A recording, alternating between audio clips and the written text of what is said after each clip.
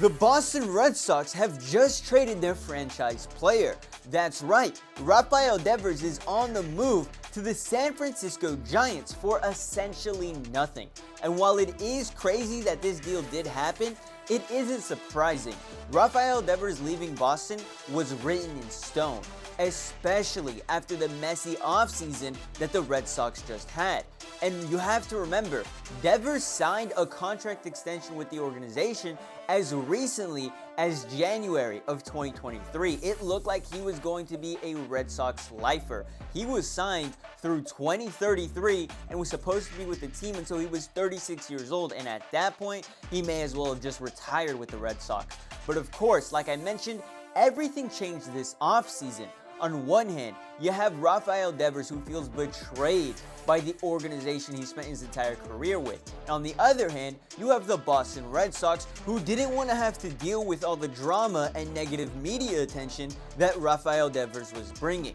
You see, the issue is that during the offseason, the Red Sox went out and made a move to improve their team, which you would think Devers wouldn't have a problem with. But the issue is they went out and signed a major free agent, this free agent being Alex Bregman, with the idea in mind that Bregman was going to be playing third base. In fact, they requested that Rafael Devers move over to the DH position so that Bregman could play third. And while Devers is no slouch on the defensive end, Bregman is the better third baseman. However, an issue arises because when Rafael Devers signed that contract in early 2023, he did it believing that he and the organization were on the same page, that Devers was going to continue to be playing third baseman until that contract expired. And only a year and a half later, everything changes. And problems only continue to get worse for the Red Sox because they would end up losing their first baseman Tristan Casas to a season-ending injury.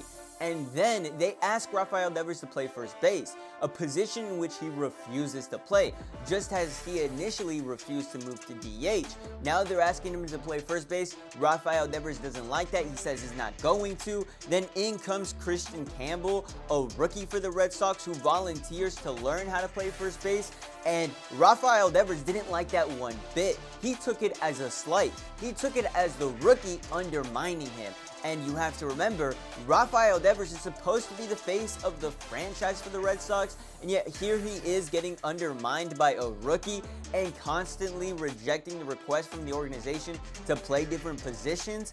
It all just got messy real quick. And while I do believe that Rafael Devers was completely in the right to be upset at the Red Sox for signing Bregman with the intent of him taking his position away, he also didn't make it easy on the organization, because as soon as the deal happened, the media was all over Devers. It happened in spring training, and Devers came out and said, "I play third base." That was his direct response. It was a bit casually defiant. However, he would give in to the request, and he did move to DH, a position he's been playing very well all season. But again, what pushed him over the edge was the team asking him to move positions for a second time in one season. He felt as though the request was highly inappropriate. And again, I have to agree with Devers here. You can't be asking him to play every spot on the field, especially when he's already doing great at DH, a position you had him move to just a few months ago. And throughout this whole process, Rafael Devers was direct, not only to the Boston Red Sox, but to the media.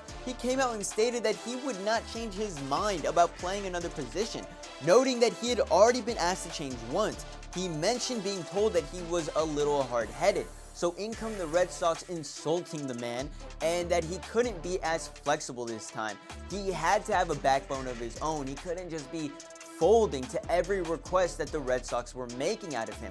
And we'll talk more about not only the situation in Boston, but now what he'll look like with the San Francisco Giants in a second. But I just wanted to remind you guys to slow down, like the video, and subscribe to the channel. We're on the road to 10,000. Every subscription is greatly appreciated, so please subscribe.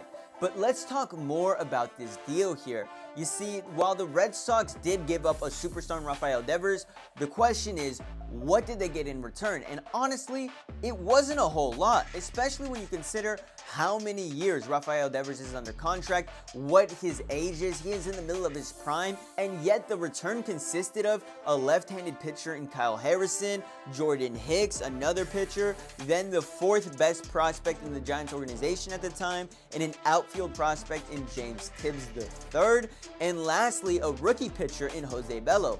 And when you add it all up, it is a nice package, but not for Rafael Devers. If you're trading Rafael Devers, you need more than that, and yet the Red Sox just didn't get it. But, I mean, you have to look at it from their perspective here.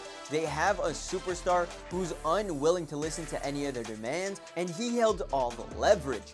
Maybe the Red Sox saw him as more of a cancer in the locker room. I'm sure that's how Boston media was portraying him. And right now, the Red Sox sit slightly above 500. They'll probably be a wild card team, best case scenario. And if they feel like they can make a run in the playoffs, they don't want Rafael Devers pouting in the corner the entire time.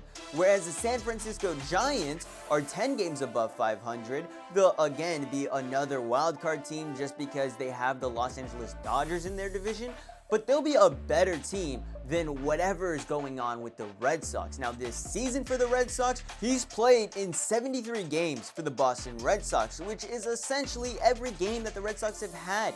He's suiting up day in and day out, and he's swinging his bat. It's not like he's holding out or anything.